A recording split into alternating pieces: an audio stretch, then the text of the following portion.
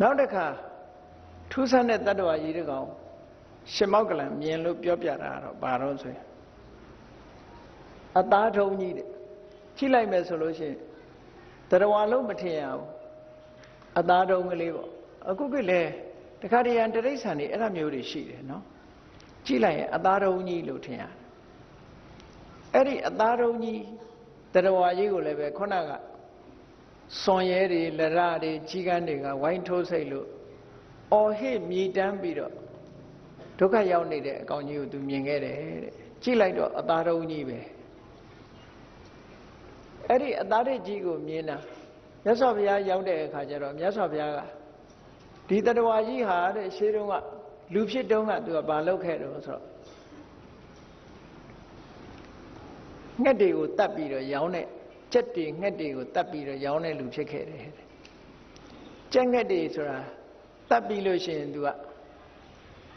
ခေါင်းတွေဖြတ်ခြေထောက်တွေဖြတ်အတောင်တွေလှုပ်ဆိုအတုံးလှုပ်ထားတာကိုအဲ့ဒါကိုမျက်စိတွေကမြင်နေပြီးတော့ငရဲကိုနှစ်ပေါင်းများစွာခံရပြီးတော့အဲ့ဒီအကျိုးဆက်အနေနဲ့လာပြီးတော့သာဒစ်ပြိတ္တာဆိုတာလာဖြစ်တယ်တဲ့အသားတုံးပြိတ္တာလာဖြစ်တယ်ဒီလိုဟောထားဟောနောက်တစ်ခုကျတော့ဘာမြင်မြန်လုံးလို့ဆိုတော့ကောင်းကင်ယံမှာသွားနေတဲ့လူသားတယောက်လူပဲတစေတို့ဘာလို့ဆိုတာဒီခါလေးလူပုံစံနဲ့ပဲပြတာပဲလေလူတယောက်တဲ့ဒါပေမဲ့အဲ့ဒီလူကအပေါ်ကအရေခွန်မပါဘူးเนาะအရေလန်သွားလို့ရဲနေတယ်လို့ပဲဒီကုလုံးကရဲနေအပေါ်ကအရေအုပ်ထားတာမရှိဘူးအမွှေးတွေပါတယ်မရှိလူနီကြီးမြင်မှုကြပါလိမ့်မယ်အဲ့ဒါမျိုးနေမှာပေါ့เนาะတွေ့ရဲတန်ရဲနဲ့လူနီကြီးအပေါ်ကအရေခွန်မပါဘူးအရေမပါတဲ့သရဝါကြီးတကောင်ကိုမြင်ရတယ်တဲ့မြင်တဲ့အခါကျတော့မြတ်စွာဘုရားရောက်တော့ထံရောက်တော့မေးတော့အေးဒီတတ္တဝါဟာဟုတ်ရှေးတုန်းကရှေးဘဝတုန်းကသိုးတွေကိုတတ်ခဲ့တဲ့အကောင်ဖြစ်တယ်စိတ်တွေသိုးတွေကိုတတ်ပြီးတော့ရောင်းခဲ့တဲ့လူတစ်ယောက်ဖြစ်တယ်နော်သိုးတတ်သမားစိတ်တတ်သမားဘာလို့တော့ဆိုရင် तू ကသိုးတွေစိတ်တွေတတ်ပြီးတဲ့အခါကျတော့အရေခွန်တွေခွာပြစ်တာအရေခွန်တွေခွာတာအဲ့ဒါကြောင့်မလို့ကိုလှုပ်တဲ့ကံနဲ့အလားတူတဲ့တတ္တဝါကြီးလာဖြစ်တယ်လို့ဒါကငရဲကြပြီးတော့မှဖြစ်တဲ့အရာတွေကြီးပဲအကုန်လုံးငရဲကိုတော့အလုံးကြနောက်တစ်ခါကျတော့နောက်တစ်ခါတွေ့တဲ့တတ္တဝါကဘယ်လိုတတ္တဝါတော့ဆိုသူ့ရဲ့အမွှေးတွေကဓမြောင်နေပေါ့ရှေးတုန်းကတော့တန်လျက်ခေါ်တာပေါ့နော်အမွှေးတွေကဓမြောင်ကြီးလိုပဲတဲ့ဒီကုလုံးကအမွှေးတွေကဓမြောင်လိုအမွှေးတွေနဲ့အဲ့ဒီဓမြောင်လိုအမွှေးတွေကကျွတ်ပြီးတော့ဒုက္ခနာကိုပဲပြန်ဆိုင်နေတယ်အဲ့ဒီတတ္တဝါကြီးကဆင်းရဲနဲ့တခါတည်းအော်ဟစ်နေတာကိုလည်းပဲတွေ့ရတယ်အဲ့ဒါမြင်တော့မြတ်စွာဘုရားစီလျှောက်တော့ဒီတတ္တဝါဟာဟိုဘဝတုန်းကဝတ်တွေကိုဓာတ်နဲ့ခုတ်တတ်ခဲ့တဲ့တတ္တဝါဖြစ်ခဲ့တယ်ပေါ့အဲ့ဒီလိုဝက်တတ္တမဖြစ်ခဲ့သည့်အတွက်ကြောင့်အပင်ငရဲကြပြီးတော့နောက်ဆုံးမှာကိုလှုပ်တဲ့ကံအတိုင်းလာပြီးတော့ဒီလိုအပြစ်ကိုခံရတယ်လို့မြတ်စွာဘုရားဒီလိုဟောဖြေပေးထားတယ်နော်နောက်တစ်ခါ6ခုမြောက်မြင်တဲ့တတ္တဝါကြတော့တတ္တိလောမတဲ့လူတယောက်ကောင်းကင်ယံမှာသူ့ရဲ့ကိုယ်ကအမွှေးတွေပေါက်အဲ့ဒီအမွှေးတွေကလှန်နေပဲတဲ့အကုန်လုံးလှန်အမွှေးတွေပေါက်အဲ့ဒီလှန်အမွှေးတွေပေါက်နေတဲ့တတ္တဝါလဲဒီလှန်ကြီးတွေကကျွတ်ထွက်ပြီးတော့သူ့ပေါ်ပြန်ပြီးစူးဝင်နေတာကိုအော်ဟစ်ညင်းညူပြီးတော့ငိုကြွေးနေတာကိုမြင်ရတယ်တဲ့အဲ့ဒီတတ္တဝါကိုမြတ်စွာဘုရားစီမေးတဲ့အခါကျတော့မြတ်စွာဘုရားကဒီလှန်နဲ့လှန်အမွှေးတွေပေါက်နေတဲ့တတ္တဝါကြီးဟာသူ့ကိုယ်သူလှန်နေစူးခံနေရတဲ့တတ္တဝါကြီးဟာဟိုးအတိတ်ဘဝတုန်းကမုတ်ဆိုးဖြစ်ခဲ့ပြီးတော့တမင်တွေကိုလှန်နေထိုးသတ်ခဲ့တဲ့မုတ်ဆိုးဖြစ်တယ်တဲ့အဲ့ဒါကြောင့်မလို့ကံနဲ့အလားတူတဲ့အကျိုးနဲ့ အပင်ငယ်ကြပြီးတဲ့အခါမှာအခုလိုခံရတယ်လို့မြတ်စွာဘုရားဒီလိုဟောတယ်နောက်တစ်ခါခုနှစ်ခုမြောက်မြင်တဲ့ထူးဆန်းတဲ့တတ္တဝါကြီးကတော့ဘလို့အကောင်လုံးလို့ဆိုဥတုလောမအမွှေးတွေကမြတ်ရကြီးတွေလိုပဲခြုံထက်အဲ့ဒီမြတ်ရကြီးလိုခြုံထက်နေတဲ့အမွှေးတွေကသူ့ကိုယ်ပဲပြန်စူးနေတာစူးနေလို့ဒုက္ခမြအော်ဟစ်ညည်းညူပြီးတော့ပြေးလွှားခံစားနေရတယ်အဲ့ဒီတတ္တဝါကမြတ်စွာဘုရားကဟောတယ်အတိတ်ဘဝတုန်းကတဲ့သူကရာဇောသားတွေကိုညှင်းဆဲရိုက်နှိပ်ရတဲ့ပုဂ္ဂိုလ်ဖြစ်တယ်ကာရဏိကဆိုတာရာဇောသားတွေကိုညှင်းဆဲတာလှန်နဲ့ထိုးတယ်အမျိုးမျိုးမေးစစ်တယ်ပေါ့ညှင်းဆဲနှိပ်ဆက်ပြီးတော့မေးစစ်ခဲ့တဲ့ပုဂ္ဂိုလ်ပေါ့နော်ရာဇောသားတွေကိုညှင်းဆဲပြီးတော့မေးစစ်ခဲ့တဲ့ပုဂ္ဂိုလ်အဲ့ဒီပုဂ္ဂိုလ်ဟာအခုဥတုလောမဆိုတဲ့တတ္တဝါကြီးလာဖြစ်နေတယ်နောက်တစ်ခုကျတော့သူစိလောမဒုက္ခနာကိုယ်မှာရှိတဲ့အမွှေးတွေကဘာနဲ့တူလို့ဆိုအတ္တိလိုပဲတဲ့ဒါလည်းမဖြစ်ဘူးလို့မပြောနဲ့ဖြူဆိုတဲ့အကောင်မြင်ဘူးတယ်မဟုတ်လားကံဆိုတာအမတန်မှထူးဆန်းတယ်နော်ဖြူဆိုတဲ့တတ္တဝါလည်းပဲသူ့အမွှေးတွေကအချွန်ထက်တာပဲလေအဲ့တော့အဲ့ဒါလိုပဲသူစိလောမအတ္တိလိုအမွှေးတွေထက်လာအဲ့ဒီပုဂ္ဂိုလ်ကဒုက္ခနာကိုယ်ကထွက်လာတဲ့အမွှေးတွေကသူ့ကိုပြန်ပြီးတော့ထိုးဆွတယ်အင်တာမနာကျင်ပြီးတော့အော်ဟစ်ညည်းညူနေမြတ်စွာဘုရားဆံလျှောက်တဲ့အခါကျတော့မြတ်စွာဘုရားဒီတတ္တဝါဟာတစ်ချိန်တုန်းကဆင်နေမြင်းတွေကိုသင်္นานပေးတဲ့ဆရာဖြစ်ခဲ့တယ်တဲ့လှန်နဲ့ထိုးမြင်းတွေထိုးစူးချုံနဲ့ထိုးပြီးတော့ဆင်နေမြင်းတွေကိုဆုံးမခဲ့တဲ့ပုဂ္ဂိုလ်တဲ့အဲ့ဒီတိုင်သူဟာပြန်ခံစားရတယ်ပေါ့နော်ဒီလိုဆိုလို့တယ်နောက်တစ်ခါအဲ့ဒါလိုပဲအမွှေးရှိတဲ့တရားတူကိုမြင်ရပြန်သူကြတော့ထူးဆန်းတယ်ဘယ်လိုထူးဆန်းတော့ဆိုသူ့အမွှေးတွေကအဲ့လိုဖြစ်နေတဲ့အမွှေးတွေကဘာလို့တုံဆိုရင်ခေါင်းပေါ်ကအမွှေးကစိုက်ဝင်သွားပြီးတော့ပါးစပ်ပေါက်ကထွက်တယ်ပါးစပ်ပေါက်ကထွက်ပြီးတော့ဘယ်သွားတော့ဆိုရင်ဘတ်ကိုသွားဝင်သွားပြန်တယ်ပါးစပ်ကဝင်ပြီးတော့ရင်ဘတ်ကိုထွက်တယ်ရင်ဘတ်ကနေဝင်ပြီးတော့ဘိုက်ကိုသွားထွက်တယ်ဘိုက်ကနေဝင်ပြီးတော့ပေါင်သွားထွက်တယ်ပေါင်ကနေဝင်ပြီးတော့မှခြေစလုံးဒု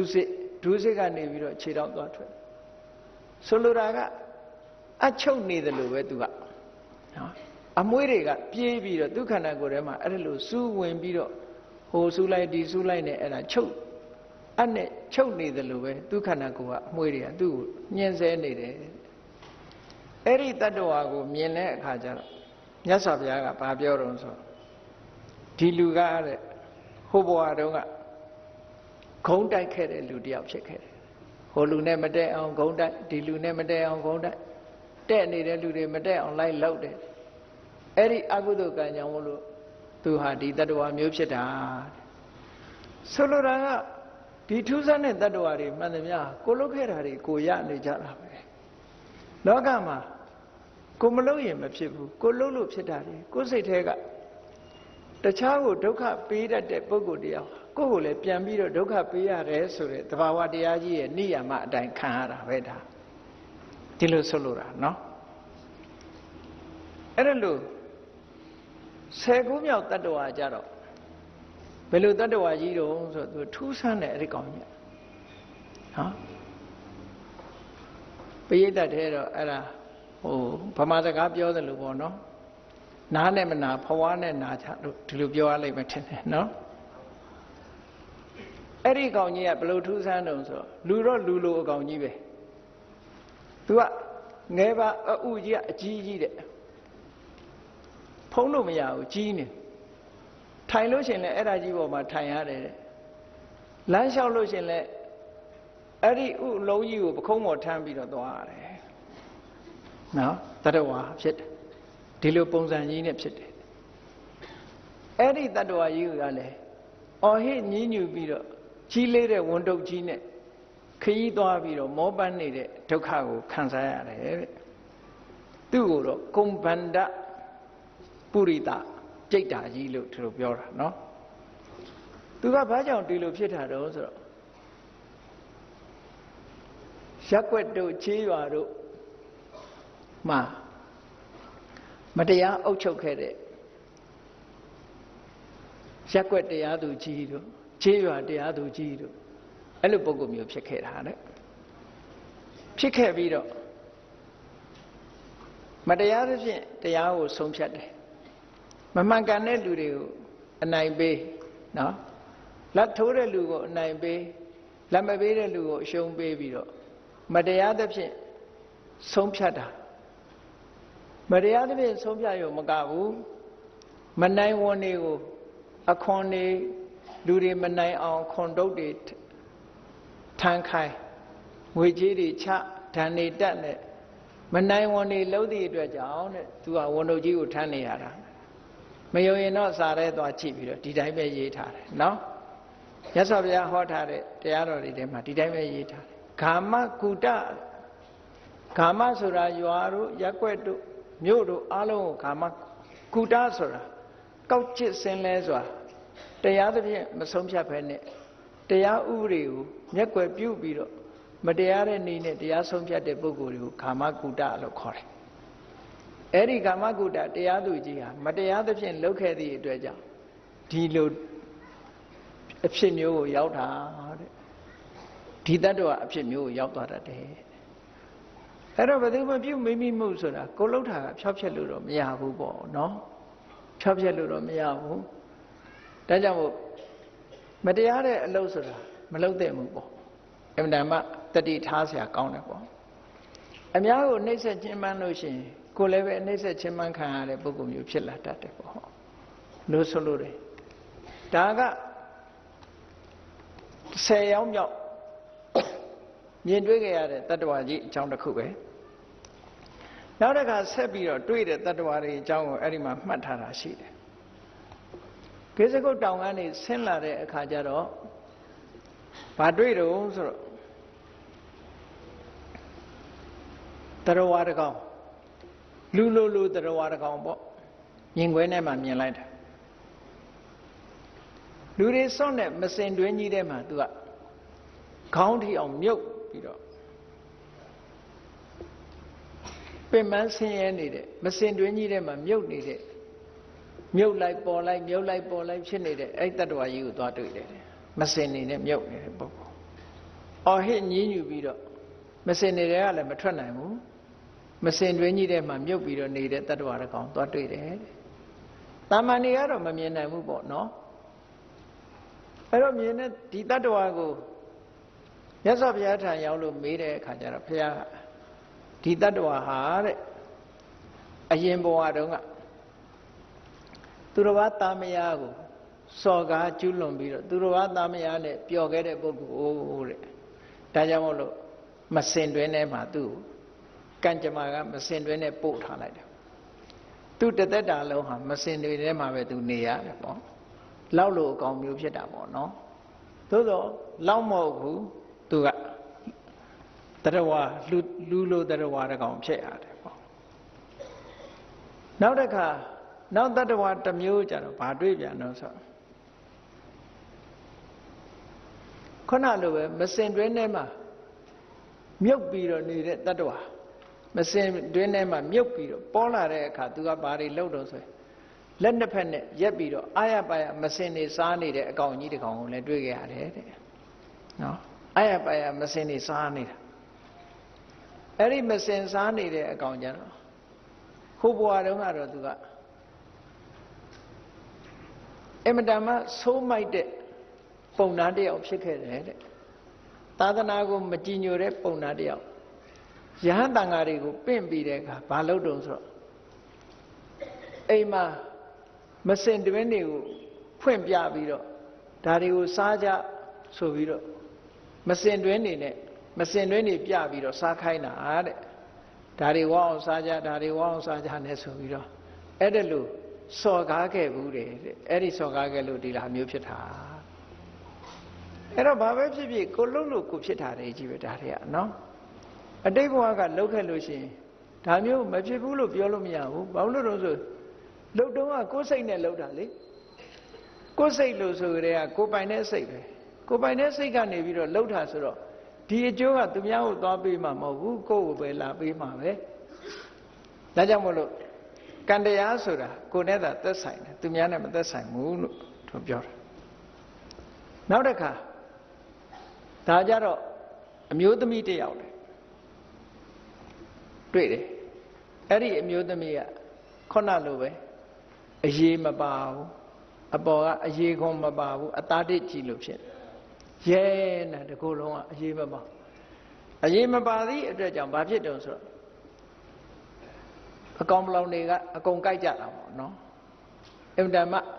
တနာเสียဖြစ်ပြီးတော့အကာအကွယ်မရှိဘူးပေါ့ရှင်ကောင်းတွေဘာတွေအကုန်လုံးကနေဝိုင်းအုံပြီးတော့လူမအရေးခွန်လေးကဖုံးထားလို့ကြည့်ပြောရှုပြောရှိနေတာအရေးခွန်လေးကိုခွာလိုက်လို့ရှိရင်အလုံးဟာညီရဲရဲကြီးပဲနော်ညီရဲရဲကြီးပဲအရေးခွန်လေးပေါ်မှာကြည့်ပြီးတော့ဒါအသားဖြူတယ်တို့အသားမဲတယ်တို့လှတယ်တို့မလှဘူးနဲ့ပြောနေကြတာအရေးခွန်လေးခွာလိုက်ရင်တော့အရေးကြီးတွေကြီးပဲအကုန်လုံးဟောဒီတတ္တဝါကလည်းပဲအမျိုးသမီးတ attva လည်းပဲအရေးခွန်မပါသည့်အတွက်ကြောင့်ခန္ဓာကိုယ်ကြီးတစ်ခုလုံးဟာနီးရဲပြီးတော့နေတယ်အဲ့ဒီအမျိုးသမီးကအတိတ်ဘဝတုန်းကမလုပ်ခဲ့တယ်ဟုတ်ဆိုဖောက်ပြားခဲ့တဲ့အမျိုးသမီးတဲ့နော်ဖောက်ပြားခဲ့တဲ့အမျိုးသမီးဖြစ်လို့အခုလိုဒီဘဝမျိုးကိုရောက်တာတဲ့နောက်တစ်ခါအမျိုးသမီးတယောက်တွေ့တယ်ဒါကလူတော့မဟုတ်ဘူးပေါ့နော်အလုံးဟာပြိတ္တာရေးကြီးပဲတရားပြိတ္တာရေးကြီးပဲသူကတော့အယုတ်ကိုအမတန်မှဆိုးတယ်အယုတ်ဆိုးအကြီးတန်းကြောက်เสียကောင်းတော့အောင်အယုတ်ဆိုးကြီးတန်းတဲ့အမျိုးသမီးတယောက်ကိုတွေ့အဲ့ဒီအမျိုးသမီးကတော့ဘာလုပ်ခဲ့တာတော့လို့ဆိုအတိတ်ဘဝတုန်းကသူကနတ်ကတော်လုပ်ခဲ့နတ်ကတော်လုပ်ပြီးတော့လူတွေကိုမမှန်မကန်ဟောပြောပြီးတော့နော်နတ်ဟောစားပြီးတော့စားလာတာတဲ့စားထဲမှာဒီတိုင်းပဲပါတာပဲနော်အိခဏိကာတဲ့ဒီလိုဟောပြောပြီးတော့လုပ်ခဲ့လို့ဒီဘဝမျိုးကိုရောက်တာတဲ့ဒါဟုတ်မဟုတ်ကိုယ့်အကိုပဲကြည့်ပေါ့မှန်မှန်ကန်ကန်လားမမှန်မကန်လားဆိုတာတော့နော်နောက်တစ်ခါအမျိုးသမီးတယောက်တွေ့တယ်အဲ့ဒီအမျိုးသမီးတယောက်ကတော့တနာစရာအမတန်မှကောင်းတယ်သူ့တကူလုံးကိုမိကြီးခဲတွေနဲ့အပေါ်ကနေသွန်ချအောက်ကနေသွန်ချဘေးကလည်းမိကြီးခဲတွေအောက်ကလည်းမိကြီးခဲတွေပူလို့လောင်လို့အောနေတာမိကြီးခဲတွေကသူ့မှာဝိုင်းအောင်တယ်အဲ့ဒီအမျိုးသမီးတွေ့တဲ့အခါကျတော့ဒီတတ္တဝါကြီးအကြောင်းကိုမြတ်စွာဘုရားကိုမေးတဲ့အခါကျတော့မြတ်စွာဘုရားဖြေတယ်ဒီအမျိုးသမီးဟာတဲ့ကာလိငါတင်းကမိဖုရားဖြစ်ခဲ့တယ်တဲ့အဲ့ဒီလိုမိဖုရားဖြစ်တာသူနဲ့ဒါရန်သူလို့ခေါ်တာပေါ့နော်ခုခေတ်ဆိုလို့ရှိရင်မရေပြိုင်ပေါ့ဘယင်းနေဆိုတာမိဖုရားများတယ်လေမိဖုရားများတော့ဘယင်းကသူ့ရဲ့အငယ်အနှောင်းကိုဦးစားပေးတဲ့အခါကျတော့မနာလိုမရှုစိတ်ဖြစ်ပြီးတော့မိဟုတ်ခင်းနဲ့သူ့ခန္ဓာကိုယ်ပေါ်လောင်းပစ်ခဲ့တယ်နော်ဆောင်းရသည်မှာမီးလုံနေရင်ကနေမီးဟုတ်ခင်းနဲ့အဲ့ဒီအမျိုးသမီးပေါ်မှာလောင်းလိုက်တယ်တဲ့အဲ့ဒီမိဖုရားကြီးကဒါကြောင့်မို့လို့ဒီအကုသိုလ်ကံကြောင့်သူ့ပေါ်မှာဒီမိကြီးခဲတွေလောင်းချခံနေရလောင်းချခံနေရအဲ့ဒီဒုက္ခကိုသူခံစားရတယ်နောက်တစ်ခါကျတော့ဘာတတ္တဝါမျိုးသွားတွေ့တော့ဆိုခေါင်းမပါတဲ့တတ္တဝါကြီးလူတယောက်သွားတွေ့ပြန်အဲ့ဒီတတ္တဝါခေါင်းမပါပုံစံကတော့လူပုံပဲဒါပေမဲ့ခေါင်းမပါခေါင်းပြတ်ကြီးပေါ့အဲ့ဒီခေါင်းပြတ်ကြီးကိုသွားပြီးတော့တွေ့တယ်ခေါင်းပြတ်ကြီးကဒါဖြင့်ခေါင်းပြတ်နေတော့မျက်လုံးတို့ပါးစပ်တို့ကဘယ်မှာရှိတုံးဆိုရင်ပတ်မှာရှိတယ်နော်ပစုံလုံးလိုနေမှာပေါ့နော်ရင်ပတ်မှာအဲ့ဒီမျက်လုံးတို့ပါးစပ်တို့ကသွားပေါက်ဘာဖြစ်လို့ तू ကခေါင်းမပါတာတုံးဆိုတော့ तू အတိတ်ဘဝတုန်းက तू ဘာတွေလုပ်ခဲ့တာတုံးဆိုသေရန်ကြတဲ့ ရာဇော့သားတွေကိုသူကခေါင်းဖြတ်ပြီးတော့တတ်ရှေးခေတ်ကခေါင်းဖြတ်တတ်စေလို့အမိန့်ချတဲ့အခါမှာသူကခေါင်းဖြတ်ပြီးတော့တတ်ခဲ့တဲ့လူတဲ့ဒါကြောင့်မို့လို့ခေါင်းသူများခေါင်းတွေဖြတ်ပါများတော့ကိုယ်လည်းခေါင်းမပါတော့အဲ့ဒါလည်းကြောက်စရာကောင်းတယ်နော်သူများခေါင်းဖြတ်ပါများတဲ့အခါကျတော့ကိုယ်ခေါင်းမပါလောက်အဲ့တော့ငါးခေါင်းဖြတ်တာတို့ဘာလို့လဲကြောက်စရာပဲပေါ့ခေါင်းတော့မဖြတ်ချင်ကြောက်စရာပဲနော်အဲ့ဒါလို့ထူးဆန်းတဲ့တတ္တဝါတွေဟာမှတ်တမ်းတင်ထားတာရှိတယ်ဟောနောက်တစ်ခါကျတော့ဘာတွေမြင်တော့ဆိုဒီတစ်ခါတော့ဘုန်းကြီးတွေအလှည့်ရောက်လာဘုန်းကြီးတွေအလှည့်ရောက်လာဘိက္ခုတဲ့ဘိက္ခုနီတဲ့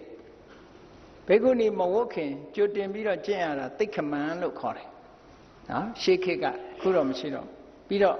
တာမဏေရကိုရင်တာမဏေရီကိုရင်အမျိုးသမီးကိုရင်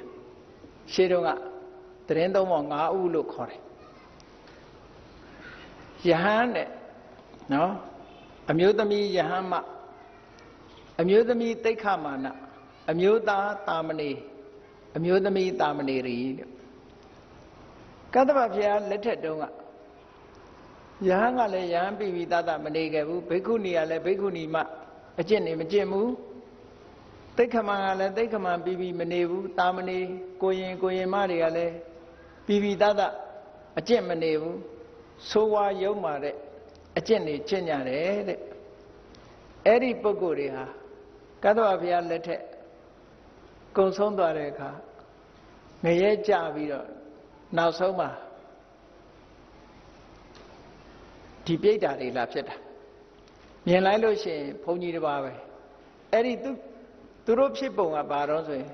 ဝတ်ထားတဲ့သင်္ကန်းကြီးကလည်းမီးရဲရဲတောက်တပိတ်ကြီးကလည်းမီးရဲရဲတောက်နော်တော့ကြတော့ဟိုတကိုးတွေအယောင်တွေထွက်နေတယ်လို့သွားပြီးတော့ရှစ်ခိုးမနေနဲ့ဟုတ်သင်္ကန်းအနေမီးတော့တွေထွက်နေတာနော်ကောင်းကောင်းမနေခဲ့သည့်အတွက်ကြောင့်သင်္ကန်းကမီးတော့တွေထွက်ပြီးတော့လောင်နေတယ်တဲ့တပိတ်ကြီးကလည်းမီးရဲရဲထွက်နေတယ်တဲ့အဲ့ဒါလို့ခွာချလို့လည်းမရဘူးတပိတ်ကိုလွန့်ပစ်လို့လည်းမရဘူးတပိတ်ကြီးပွေသင်္ကန်းကြီးရမ်းပြီးတော့အဲ့ဒါမီးလောင်ခမ်းနေရတယ်တရားမျိုးတွေကိုတွားတွေ့ရတယ်ကိုလုတ်ခဲ့တာတွေဟာကိုခံစားရတယ်ဆိုတဲ့အဓိပ္ပာယ်ဒါကြောင့်မို့တတ္တဝါဆိုတာကံနဲ့ဆက်ဆက်ပြီးတော့မြတ်စွာဘုရားဟောတာအားလုံးထူးဆန်းတဲ့တတ္တဝါတွေဟာ21မျိုးတန်ရုပ်ပါဠိတော်လက္ခဏာတန်ရုပ်မှာမြတ်စွာဘုရားဟောထားခဲ့တာနော်ဒါကပါဠိတော်ထဲမှာပါတယ်ဟောထားတဲ့အရာတွေစာပေကိုဖတ်ရှုတတ်တဲ့ပုဂ္ဂိုလ်တွေဆိုရင်ဒါတွေ့လိမ့်မယ်ယုံခြင်းနေမယုံခြင်းမယုံနဲ့ကံဆိုတာကတော့ထူးဆန်းအံ့ဩဖွယ်ကောင်းတယ်ကိုလှုပ်တဲ့ဟာတွေကကိုခံရတယ်ဆိုတာထူးခြားအံ့ဩဖွယ်ကောင်းတဲ့တတ္တဝါတွေဟာလောကကြီးမှာပေါ်လာတတ်တယ်ကံကိုမယုံတဲ့တခြားဘာသာဝင်တစ်ခုပြောပြ many mentions ဆိုတဲ့အင်္ဂလိပ်လိုရေးထားတဲ့စာအုပ်တို့ချမ်းမြေ့ဆရာတော်ကြီးကဘာသာပြန်ထားတဲ့တမလွန်ဘဝပြဿနာစိတ်ဝင်စားရင်ရှာဖတ်ကြည့်အင်္ဂလိပ်လိုက many mention အခါကိစီဆိုတဲ့လူကအိမ်မွေချပြီးတော့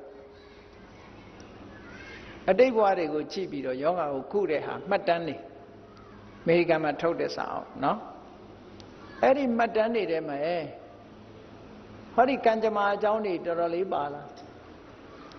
သို့တော့သူတို့တွေကဗုဒ္ဓဘာသာတွေမဟုတ်ဘူးဗုဒ္ဓဘာသာမဟုတ်ဘူး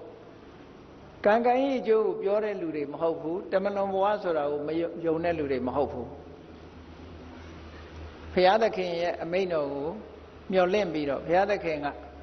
သာဝရကောင်းကင်ဘုံခေါ်မလားသာဝရငရဲပို့မလားအဲ့ဒီဆုံးဖြတ်ချက်ကိုစောင့်နေတဲ့လူမျိုးတွေသို့တော့သူတို့ပြောလိုက်တဲ့စကားတွေကဗုဒ္ဓဘာသာဟောထားတဲ့ဘုရားဟောတဲ့ကံကြမ္မာဆိုတာကိုတွားပြီးတော့တွေ့ရတယ်ဟာအဲ့ဒီလိုပြောတာဟာ तू ကအိမ်မွေ့ချထားတော့အိတ်နေတော့ပြောတဲ့စကားတွေအိတ်နေတော့ပြောတာအမျိုးသမီးတယောက်ဟာအောက်ပိုင်းသေးတယ်လို့ဖြစ်ပြီးတော့ဝိချရနဲ့သွားနေရတဲ့အခါဆေကုသဖို့အဲ့ဒီလူစီရောက်လာ ရောက်လာတဲ့အခါအိမ်မွေးချပြီးတော့ကြည့်တယ်မေးတယ်ပေါ့ဒီမျိုးသမီးဘာဖြစ်တာလဲဘာကုရမှာဘာဆေးလုပ်ရမှာလဲဆိုအဲ့မှာ तू ပြောတဲ့အကြောင်းအရာတစ်ခုကဘာတော့ဆိုရင်မှတ်မိသလောက်ပြန်ပြောရမယ်ဆိုရင်ဒီတတ္တဝါဟာတဲ့ तू အသုံးကတတ္တဝါလို့ပဲသုံးတယ်နော်ဒီတတ္တဝါဟာလွန်ခဲ့တဲ့9ဘဝတုန်းကတဲ့ရောမနိုင်ငံရောမအင်ပါယာကြီးမှာခရစ်ယာန်တွေကိုရှင်သေးစာကျွေးတဲ့သမိုင်းစာရှိတယ်နော်အဲ့ထဲကိုပြစ်ချပြီးရှင်သေးစာကျွေးတာအဲ့လိုရဲဆက်ဆက်လုပ်ခဲ့တာတွေရှိတယ်အဲ့သမိုင်းမှာကမ္ဘာသမိုင်းဖတ်ဖူးတဲ့ပုဂ္ဂိုလ်တွေတွေ့လိမ့်မယ်လွန်ခဲ့တဲ့9ဘဝကတဲ့ရောမနိုင်ငံကြီးမှာအဲ့ဒီဖန်ဆီးထားတဲ့လူတွေကိုရှင်သေးတွေလောင်ထားတဲ့ထောင်ကြီးတဲကိုပြစ်ထည့်ပြီးတော့ရှင်သေးတွေကနေပြီးတော့သူတို့ကိုကိုက်တတ်တယ်ပေါ့နော်အဲ့ဒါတွေကိုကြည့်တဲ့ထဲမှာဒီအမျိုးသမီးကလူတယောက်ကိုအဲ့ဒီရှင်သေးကထွက်လာပြီးတော့ပုတ်ပြီးတော့ကိုက်တဲ့အခါမှာအဲ့ဒီလူကလဲကျသွားတာကိုကြည့်ပြီးတော့အဲ့ဒီအမျိုးသမီးကလက်ခုပ်လက်ဝါးတီးပြီးတော့ရည်ခဲ့တယ်တဲ့သဘောတွေကျခဲ့တယ်အဲ့ဒီအမျိုးသမီးကလွန်ခဲ့တဲ့9ဘဝတုန်းကအဲ့ဒီပြစ်မှုကိုကျူးလွန်ခဲ့လို့ဒီဘဝမှာအောက်ပိုင်းသိသွားတာတဲ့ဟောသူဟောတာဒါဗုဒ္ဓဘာသာဟောတဲ့ဟာမဟုတ်ဘူးเนาะအိမ်မွေထဲမှာအိမ်မွေချပြီးတော့ပြောလို့ထွက်လာတဲ့စကားတစ်ခုအဲ့တော့ဗုဒ္ဓဘာသာရဲ့မြတ်စွာဘုရားဟောထားတဲ့ကံတရားဆိုတာဒါပဲပေါ့အေးဒါကြောင့်မလို့တရားချက်ခင်သူတော်စင်ပြိဿပေါင်းတို့လက္ခဏာတန်ရုံမှာလာရှိတဲ့ထူးဆန်းတဲ့တတ္တဝါ21မျိုးအဲ့ဒီ21မျိုးသောတတ္တဝါတွေနော်နံပါတ်1ကအယောစုတတ္တဝါကြီးအယောစုတတ္တဝါကြီးနံပါတ်2ကတာတိတတ္တဝါကြီးနံပါတ်3ကအသားထုံးတတ္တဝါကြီးနံပါတ်4ကအရေးမပါတဲ့အရေးဖုံးလွှမ်းထားခြင်းမရှိတဲ့အမျိုးသားတတ္တဝါကြီးနံပါတ်4ကတန်လျက်အမွှေးပေါက်နေတဲ့တတ္တဝါကြီးနံပါတ်6ကလှန်အမွှေးပေါက်နေတဲ့တတ္တဝါကြီးနံပါတ်9ကမြားတံအမွှေးပေါက်နေတဲ့တတ္တဝါနံပါတ်10ကအအမွှေးပေါက်နေတဲ့တတ္တဝါနံပါတ်9ကလည်းအမွှေးပေါက်နေတဲ့တတ္တဝါနံပါတ်10ကငယ်ပါဥအကြီးကြီးနဲ့တတ္တဝါဟောနံပါတ်11ကမစင်တွင်းထဲမှာနစ်မြုပ်နေတဲ့တတ္တဝါနံပါတ်12ကမစင်တွင်းထဲမှာနစ်မြုပ်ပြီးမစင်နေစားနေတဲ့တတ္တဝါနံပါတ်13ကအရေးမပါတဲ့အသားနီရဲရဲနဲ့အမျိုးသမီးနံပါတ်14ကအယုတ်ဆိုးအချီတန်နဲ့ကြောက်စရာကောင်းလောက်အောင်ယုတ်ဆိုးတဲ့အမျိုးသမီးနံပါတ်15ကမိကြီးခဲတွေနဲ့လောင်းချခြင်းခံနေရတဲ့အမျိုးသမီးနံပါတ်16ကခေါင်းမပါတဲ့ခေါင်းမဲ့တရဝါနော်နံပါတ်19ကယဟန်နံပါတ်18ကအမျိုးသမီးယဟန်မနံပါတ်19ကတိက္ခမံနံပါတ်20ကကိုရင်နံပါတ်21ကအမျိုးသမီးကိုရင်ဟောအားလုံးထူးထူးဆန်းဆန်းတရဝါတွေဟာကိုလုတ်ခဲ့တဲ့ကံတွေကိုကိုခံစားရပြီးတော့ခေစကုတ်တောင်ရဲ့ပတ်ဝန်းကျင်မှာဒုက္ခခံနေကြရတယ်ဆိုတာရှင်မမောဂလံမထေရမြတ်ကိုယ်တိုင်တွေးရှိပြီးတော့မြတ်စွာဘုရားကိုလျှောက်ထားတာလျှောက်ထားတော့မြတ်စွာဘုရားခင်ကိုရောမြတ်ကအတိတ်ဘဝကလုတ်ခဲ့တဲ့ဒီကံတွေကြောင့်ဒီလိုဖြစ်ရတာလို့ဆိုတာကိုမြတ်စွာဘုရားကပြန်ပြီးတော့ဟောထားတယ်အေးဒါကြောင့်မို့တရားချက်ခင်သူတော်စင်ပြိဿအပေါင်းတို့ကံကြမ္မာဆိုဒီမှာကိုလုတ်ခဲ့တဲ့အရာတွေဒါဖြစ်တယ်ကိုယ့်ရဲ့စိတ်ထဲမှာဖြစ်တဲ့ကံတွေကနေပြီးတော့စိတ်ထဲမှာဖြစ်တဲ့အရာကစိတ်နဲ့တွေးတာစိတ်ထဲမှာပေါ်လာပြီးတော့တွေးတယ်တွေးပြီးတော့ပါးစပ်ကပြောတယ်ပါးစပ်ကပြောပြီးတော့လက်တွေ့လှုပ်တယ်ဆိုတဲ့မနောကံဝစီကံကာယကံလို့ဆိုတဲ့မကောင်းတဲ့တစ်ဖက်သားကိုထိခိုက်နစ်နာသွားအောင်လုပ်တဲ့အကုသိုလ်မှန်သမျှကိုယ့်ပေါ်မှာတုံ့ပြန်လာစေနိုင်တဲ့တုံ့ပြန်ပြီးတော့အကျိုးပေးနိုင်တဲ့စွမ်းရည်တတ္တိတွေရှိကြတယ်မကောင်းတာတွေလုပ်ရင်မကောင်းတဲ့အကျိုးတွေတုံ့ပြန်လာတယ်လို့ကောင်းတာလုပ်ရင်လည်းကောင်းတဲ့အကျိုးတွေတုံ့ပြန်လာတယ် ကံဟာအဆိုးကြီးမဟုတ်ဘူးအကောင်းလည်းရှိတယ်အဆိုးလည်းရှိတယ်ဒါကြောင့်မို့ကောင်းတဲ့ကံကိုဆောင်ရွက်လုပ်ကိုင်ကြပြီးတော့မကောင်းတဲ့ကံကိုရှောင်ရှားမှတို့တွေဟာနိဗ္ဗာန်မရမီစัจ जा တန်တရားခီးသွားတဲ့အခါမှာလည်းပဲမကောင်းတဲ့ကံတွေရဲ့အကျိုးပေးမှုကတတ္တရာရမယ်လို့ကိုစီသဘောကျပြီးတော့ကိုလို့သမျှကိုခံကြရတာကိုလို့တဲ့ကုသိုလ်ကံလည်းကိုဆံကြရမှာဆိုတာကိုသိပြီးကံတရားပေါ်မှာအလေးထားပြီးတော့မိမိကိုကံကောင်းအောင်ကြိုးစားအားထုတ်နိုင်ကြပါစေကုန်သတည်း